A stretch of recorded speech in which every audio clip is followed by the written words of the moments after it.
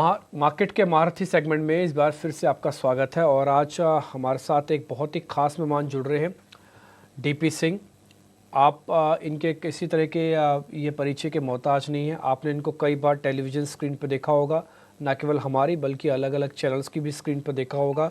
और एक ही चीज़ आपके बार बार मन में आती होगी इनको देखने के बाद कि काफ़ी शांत रहते हैं, काफ़ी तरीके से और अच्छे से फैक्चुअल डाटा के बेसिस पर बोलते हैं, और एक चीज़ ये सबसे ऊपर रखते हैं जो मैंने इनसे बातचीत करने में सीखा, वह है आपका हित, यानी कि आपका फ़ायदा, और आपके वेल विशेस के साथ ही सारी कैलकुलेशंस को शुरू करते हैं। सिंह साहब, बहुत बहुत शुक्रिया, थैंक यू वेरी मच समय देने के लिए। अच्छा लगता है हमेशा से आपसे बातचीत करके। ना केवल हमको ग्राउंड चेक के बारे में पता लगता है बल्कि आगे की गाइडेंस भी आप हमको अच्छे से देते हैं। सिंह साहब, इस समय मार्केट्स की तस्वीर आपको कैसे दिख रही है? छोटी मोटी करेक्शन आनी थी, वो आई, बाद में थोड़ी रिकवरी भी हुई, उसको भी हमने, इस फेज़ को भी देख लिया। अब बाज़ार वापस से थोड़ा हल्के हाथ में जा रहा है, ऐसा लग रहा है। एक बार आपकी कैलकुलेशंस, आप कैसे देखते हैं इस समय ओवरऑल मार्केट्स को? ये फेयर है, ये अंडर वैल्यूड है, या ओवर वैल्यूड है? देखिए अरे भाई, सबसे पहले तो धन्यवाद आपका for all your kind words and मेरे को दोबारा इस प्रोग्राम में बुलाने के लिए। तो परंतु इसके मैं एक चीज़ आपको बोलूँगा, जहाँ तक मार्केट का सवाल है, थैंक यू। मार्केट को ये कहना कि अभी बिल्कुल फेयर है और या अंडर वैल्यूड है, ऐसा तो नहीं है। Market still continue to be costly, परंतु उसका भी एक कारण है। कारण कॉस्टली, कोई भी अच्छी चीज़ जो होती है हमेशा कॉस्टली में होती है, और इसमें डिमांड सप्लाई का बहुत बड़ा हाथ होता है। आज पूरे वर्ल्ड में हर कोई हिंदुस्तान की तरफ देख रहा है कि हिंदुस्तान की जो मार्केट है ये सबसे बढ़िया है, डिमांड है, कंजम्पशन है, बड़ी मार्केट है, गवर्नेंस है, मार्केट्स से गवर्नमेंट स्टेबल है। तो ये सब चीज़ों के चलते हुए थोड़ा-सा बाज़ार का महँगा होना स्वाभाविक है। तो होएगा ही, और परंतु अभी आने वाले टाइम में हमें सोचना सिर्फ ये है कि इन्वेस्टर का, निवेशक का पैसा इस मार्केट में बनेगा या नहीं बनेगा, या कितना टाइम लग सकता है। तो उसमें हमारा सोचना ये है कि हमारी जो एक्सपेक्टेशन है, जो हमारी ये मार्केट से ये संभावनाएँ हैं कि कितना रिटर्न देगा। तो सबसे पहले तो मेरा एक ये गुज़ारिश रहेगी सभी निवेशकों से कि अपनी जो आपके जो सोचने का तरीका, उसमें से थोड़ा-सा अपनी एक्सपेक्टेशन को थोड़ा मॉडरेट कीजिए। अगर आप, जो कि गोल्डन रूल है, 3 से 5 साल के लिए अभी भी अगर आप निवेश करते हैं इक्विटी मार्केट में, तो आपको अभी भी अच्छी डबल डिजिट रिटर्न मिलने के बहुत ज़्यादा आसार हैं। क्योंकि हमारे बिज़नेसेस अल्टीमेटली, ये स्टॉक का जो प्राइस है, ये अंडरलाइंग जो बिज़नेस है, वो कैसे चल रहा है उसके ऊपर सारा ये डिपेंडेंट होता है। तो वो businesses are doing so well and they will continue to do well.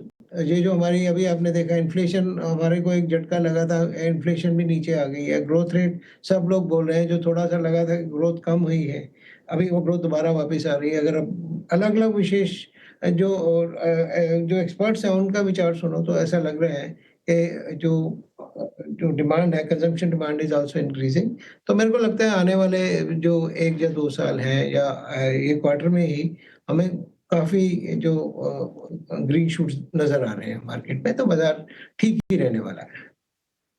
Singh साहब, good morning. Mansi this side. भारतीय बाजार में लंबी अवधि के लिए भरोसा, आपका भरोसा, और ये वही भरोसा है जो कि मार्केट पार्टिसिपेंट्स को इस वक्त बेहद ज़्यादा कॉन्फिडेंस दे पाएगा। अगस्त में जब आप हमारे साथ जुड़े तब भी भारतीय बाजार के लॉन्ग टर्म अंडरटोन पर आप बुलिश थे, और इस वक्त भी लॉन्ग टर्म अंडरटोन पर आपका ये कॉन्फिडेंस काबिल तारीफ है। सर, एफआईएस की सेलिंग है, इसके अलावा डोमेस्टिक और साथ ही ग्लोबल मार्केट से कई सारे डेटा पॉइंट्स हैं जो कि इस वक्त कंसर्न्स और चैलेंजेस पैदा कर रहे हैं। बेंचमार्क्स की तो हम बात कर ही रहे हैं, लेकिन ब्रॉडर मार्केट्स में मिड कैप, स्मॉल कैप पर आपका नजरिया क्या है? क्योंकि जब बाजार में गिरावट आती है तो ये लार्ज कैप से भी ज्यादा गिर के दिखाते हैं। तो देखिए, ये स्वाभाविक ही है कि जब भी कोई जो ग्रोथ स्टॉक्स होते हैं, जब भी मार्केट में करेक्शन आएगी, क्योंकि उनका फ्री फ्लोट इतना ज़्यादा नहीं होता, कोई भी बिकवाली जब बाज़ार में आती है तो उनके प्राइस पे ज़्यादा इम्पैक्ट आता है। दिस इज नेचुरल फिनोमिना, इसमें कुछ कोई ज़्यादा हैरानी वाली बात नहीं है। मैं वही कहता हूँ, अगर हमें लंबे समय तक बाज़ार में बने रहने का हमारा विश्वास बना हुआ है, तो ये चीज़ें चलती रहेंगी और मिड एंड स्मॉल कैप हमेशा जब बाज़ार गिरेगा तो ज़्यादा गिरेगी। जब बाज़ार बढ़ेगा और पैसा आएगा तो ये ज़्यादा जो इसका प्राइस ज़्यादा बढ़ेगा। हाई रिस्क, हाई रिटर्न वाली कैटेगरी में आते हैं the smaller mid caps and small caps. जो large and larger mid caps हैं, वो थोड़े कंज़र्वेटिव इसमें आ जाते हैं कि उसमें आपका जो रिटर्न है, वो भी थोड़ा कम रहेगा बट उसमें रिस्क भी कम रहेगा। तो वो एक स्वाभाविक चीज़ है, उसमें कोई कुछ ज़्यादा सोचने की बात नहीं है। परंतु ओवरऑल अगर बाज़ार की बात करें, तो बाज़ार में ये जो स्थिति बनी हुई है, ऑनेस्टली स्पीकिंग जब ये करेक्शन हुई थी, हम सोच रहे थे करेक्शन थोड़ी ज़्यादा डीप होगी, परंतु नहीं, पहले ही लोगों ने पैसा डालना शुरू कर दिया, तो करेक्शन रुक गई।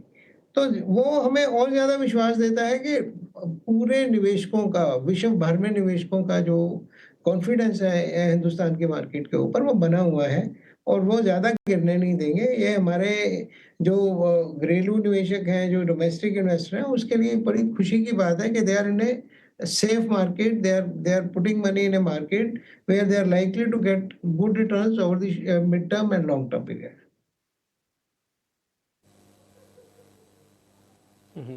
सिंह साहब, आपकी बातों से बात साफ क्लियर हो रही है। एक तो आप ये कह रहे हैं कि थोड़ी सी वैल्यूएशन महंगी है, बट साथ में ये बात भी आपने कही कि बाज़ार वैसे कोई दिक्कत में नहीं है। आप एसआईपी वाला रूट अपना सकते हैं, जिसको रूट अपनाना है वो आज वो सही मौका भी हो सकता है ना। तो मोटा मोटी मेरे को बात समझ में आ रही है। अब सर आती है एसआईपी को थोड़ा मैं और क्लासिफिकेशन में डालता हूँ। क्लासिफिकेशन ऐसे कि मैं अपने क्लासिकल सेक्टर्स में चला जाऊँ, जहाँ पे मेरे पास इंफ्रा है, सीमेंट है या कुछ स्टील वाली कंपनीज़ हैं, या फिर मैं नए सेक्टर्स पर आऊँ जिनकी ग्रोथ बहुत अच्छी है, जैसे कि ईवी है, जैसे कि टेक्नोलॉजी से जुड़ी हुई कुछ कंपनीज़ हैं, जैसे कि ये क्विक सर्विस वाली कंपनीज़ हैं। तो ये दोनों अलग अलग मतलब इकोनॉमी है पूरी तरह से। तो कैसे पैसे को बांटूं सर? देखिए, ये जो क्लासिकल कंपनीज हैं, ये इनका एक ट्रैक रिकॉर्ड है इनका। ये हमें मालूम है कि ये चीज़ें हर वक्त ज़रूरत पड़ेंगी। These are all seasons products. अगर हमारी इकोनॉमी ग्रो कर रही है तो उनकी ग्रोथ होनी ही होनी है, तो उसमें तो कुछ पैसा लगाना ही चाहिए। परंतु जो न्यू कंपनीज हैं उसमें yes, they are also very good, क्योंकि नए तरीके एआई, ईवी जैसे आपने बात की, ये सारी कंपनीज अच्छा पैसा बना सकते हैं। परंतु उसमें एक जो कंस्ट्रेंट है कि लिस्टेड स्पेस में, क्योंकि म्यूचुअल फंड अपने फंड के ज़रिए सिर्फ लिस्टेड कंपनी में पैसा लगाता है और बहुत से ऐसे जो कंपनीज हैं उसमें हमें बहुत ज़्यादा मेहनत करके देखना पड़ता है कि इसमें फ्यूचर वैल्यूएशन क्या है। तो इसलिए मैं ये सोचता हूँ कि जो बड़े फंड हाउस हैं जिनके पास रिसर्च की कैपेबिलिटी बहुत है, उनके थ्रू अगर ऐसे थीम में पैसा डाला जाए तो बेहतर होगा, क्योंकि वो इन चीज़ों को बहुत अच्छे से रिसर्च कर सकते हैं। We have to be cautious about these things, क्योंकि sometime valuations are way off बहुत ज़्यादा होती हैं। क्योंकि होता क्या है, इनमें पहले प्राइवेट इक्विटी आ जाती है। प्राइवेट इक्विटी जब भी अपना एग्ज़िट चाहती है मार्केट से, तो वो ये यूज़ करना चाहते हैं कि एग्ज़िक्यूट करने के लिए उनको लिस्टिंग की जाए, मार्केट में आ जाए, म्यूचुअल फंड से बात की जाए। तो कई बार वैल्यूएशंस के ऊपर हमें, मतलब अगर 20 कंपनीज आती हैं तो उसमें से हमें एक कंपनी ही ऐसी लगती है जिसमें एक निवेशक का पैसा बन सकता है। क्योंकि हमारा रोल, म्यूचुअल फंड का रोल क्या है कि ऐसे व्यापार में पैसा लगाया जाए जिसमें वैल्यूएशन क्रिएट हो सके। तो companies being there, these things being in flavour is good, but not much companies are available, there is a capacity constraint. तो इसके लिए इसमें डालना जरूरी है, परंतु देखिए कि आप किस फंड हाउस के कौन सी स्कीम में या कौन सा फंड हाउस में ये काबिलियत है जो कि ऐसे थीम्स को उठा के अपनी ऑनगोइंग स्कीम में इनको पार्टिसिपेट करवा सके। The pedigree, the size, the research capability of the fund houses is paramount importance.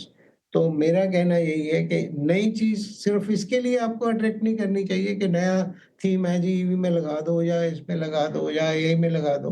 तो उसमें बहुत ज़रूरी है कि उस व्यक्ति के थ्रू या उस ऑर्गेनाइजेशन के थ्रू जिसके पास ये कैपेसिटी है इसको देखने की, उसके थ्रू लगाया जाए। सिंह सर, ये आखिरी सवाल है और इसीलिए एक मैसेज हमारे माध्यम से आपको सुन रहे व्यूअर्स के लिए मैं आपसे चाहूंगी, क्योंकि देखिए बाजार में जब भारी उतार चढ़ाव नजर आते हैं या गिरावट का माहौल या क्रैश के सेंटिमेंट्स देखने को मिलते हैं, तो पार्टिसिपेंट्स, रिटेल पार्टिसिपेंट्स आपाधापी के माहौल में अपने पोर्टफोलियोज को क्लीन करने की शुरुआत कर देते हैं, निकल जाते हैं या फिर गलत डिसीजंस ले लेते हैं। सो किस तरह से आप इसे समझाएंगे, और मार्केट क्रैश इंडिविजुअल्स और फंड मैनेजर्स के लिए क्या एक रीबैलेंस करने का, पोर्टफोलियो रीबैलेंसिंग करने का बेहतरीन चांस है? मैसेज क्या होगा हमारे व्यूअर्स के लिए? मानसी, मैं इसमें 2 चीज़ें मैं बोलूँगा। सबसे पहले तो ये जो भावना है ना कि लोग एकदम से घबरा जाते हैं या अपना रीबैलेंस करने या निकलते हैं, और हमारा जो आंकड़े हैं वो ऐसा नहीं बताते, क्योंकि भारत का निवेशक जो है अभी बहुत जो जागरूक हो गया है, और हमारा डाटा ऐसा नहीं बताता कि जब जैसे मार्केट गिरी तो लोगों ने पैसा निकालना शुरू कर दिया। तो बल्कि पहले ऐसा हो गया था कि जैसे ही मार्केट गिरती थी लोग और पैसा डालने लग गए थे, बट अभी वो भी कम हो गया है। अभी लोग बड़े बैलेंस्ड वे में पैसा डाल रहे हैं। जो इंडिविजुअल बैलेंस शीट है, हम एज ए इंडिविजुअल निवेशक, हमारा सरप्लस क्रिएट हो रहा है, तो आने वाले टाइम में हम वो थोड़ा रोक सकते हैं कि हमारा अभी मत डालो, या और पैसा डालने की जो एक संभावना वो कम हो जाती है। परंतु हमने ये नहीं देखा कि जैसे ही मार्केट गिरी लोगों ने धड़ाधड़ पैसे निकालने शुरू कर दिए। ऐसा ऐसा नहीं है। ऐसा इसलिए नहीं है क्योंकि लोगों को विश्वास है, और मेरे हिसाब से विश्वास के पीछे एक कारण भी है, क्योंकि हमें पता है कि we are in a good market place, we are at a right place at the right time. So उसके लिए मेरे को चिंता वाली बात नहीं है। ऐसा निवेशक नहीं कर रहे हैं, ये मेरा सोचना है, परंतु कुछ ऐसे होंगे भी निवेशक जिन्होंने ऐसा किया होगा। तो उनको मेरी सलाह यही है कि या अगर आपका मिड कैप स्मॉल कैप में बहुत ज़्यादा परसेंटेज है, तो आप लार्जर लार्जर मिड कैप में थोड़ा कर दीजिए, पर इक्विटी मार्केट में तो रहना ही पड़ेगा, क्योंकि जो ब्याज दर है बाजार में, वो तो आपके इन्फ्लेशन को बीट नहीं कर रही, नेगेटिव रिटर्न है, तो कुछ हिस्सा तो इक्विटी में रखना ही पड़ेगा। तो continue to remain in equity. Yes, थोड़ा रीबैलेंस करना है अगर आपका ओवरवेट अंडरवेट हो गया है, क्योंकि मेरे हिसाब से किसी भी निवेशक को मोर देन 40% आपका मिड कैप स्मॉल कैप में नहीं होना चाहिए, more than 40 to 50%, unless until we our balance sheet size is bigger. अगर आपका टोटल इन्वेस्टेबल फंड्स 2 करोड़ के अंदर है, तो उसमें आपको जो मिड कैप स्मॉल के ऊपर 50-50 का ही रखना चाहिए। अगर आपका नेटवर्थ या आपकी जो निवेश की हुई जो अमाउंट है इससे बड़ी है, तो आप ज़्यादा रिस्क ले सकते हैं। बिल्कुल, सिंह साहब, बहुत शुक्रिया आपका हमारे साथ जुड़ने के लिए, सवालों के जवाब देने के लिए और बाजार पर अपना नजरिया, लॉन्ग टर्म फंडामेंटल आउटलुक हमारे साथ शेयर करने के लिए। Have a nice day to you and a great weekend. Thank you very much. Today quick